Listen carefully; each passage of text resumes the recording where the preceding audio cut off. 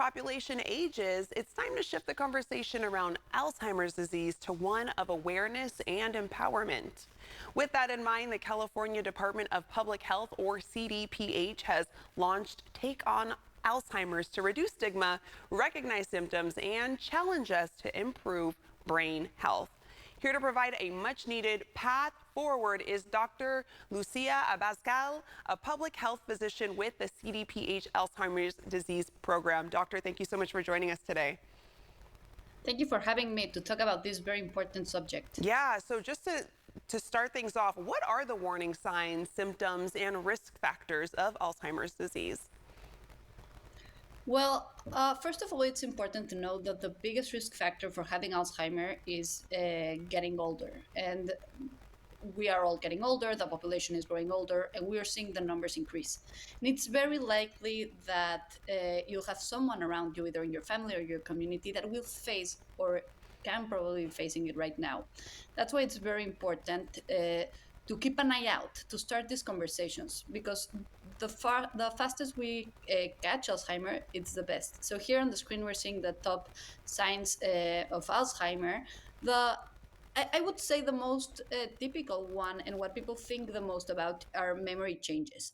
And these memory changes or memory issues start and continue and usually get worse. So that's an important sign to look for. So it's not just like, oh, I forgot my keys today. It's like it starts with forgetting your kids and gradually gets worse and progresses with time.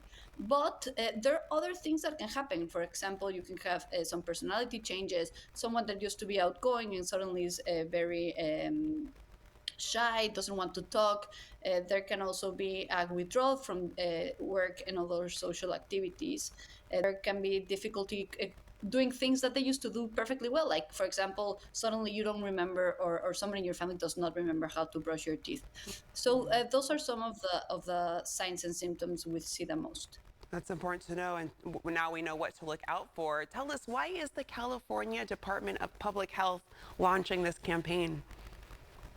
Yeah, well, we usually people assume that as we get older, we start forgetting things, but we want to make everybody aware that Alzheimer's is a disease.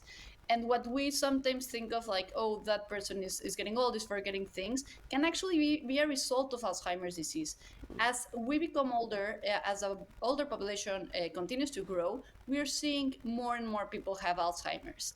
And we know Alzheimer's is the third leading cause of death in California, but the newest report shows that it's actually the second leading cause of death. So it's a very, very big problem, and just because of the size of it, it's very likely that it will affect somebody in our community or family.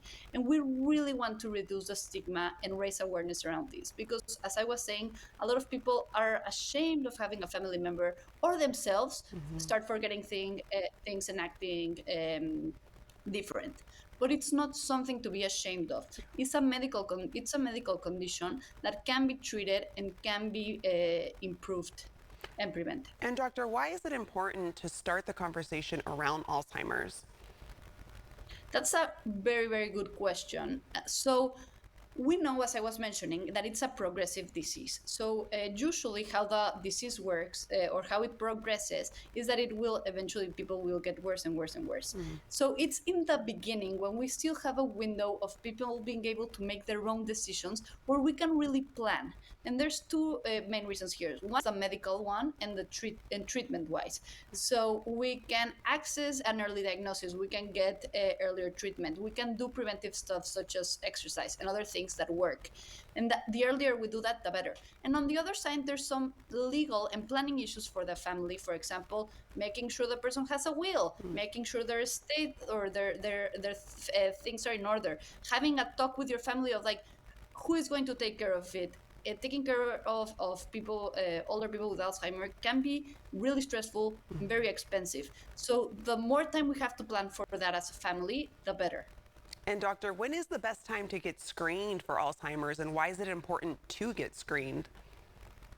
Yeah, so I believe what I say is like, if you have a doubt, either yourself or any of your family members, get screened. It's not invasive, and it just like what can happen, they can say yes or no.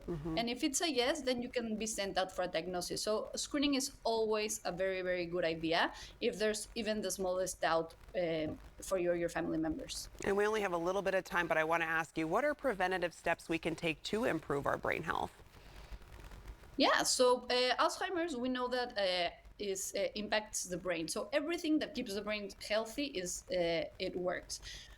Let's remember that brain blood flows through all our body. So the healthier our blood flow towards our brain is, the best. So controlling and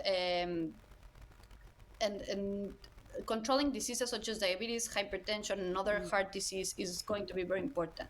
Things like physical activity, Yes. diet, and even like playing puzzles, Sudoku, all of Oh, those things really help us improve our brain health. So that's those good are to things know, that doctor. I am going to let our viewers know where they can go for more information before we have to go, but thank you so much.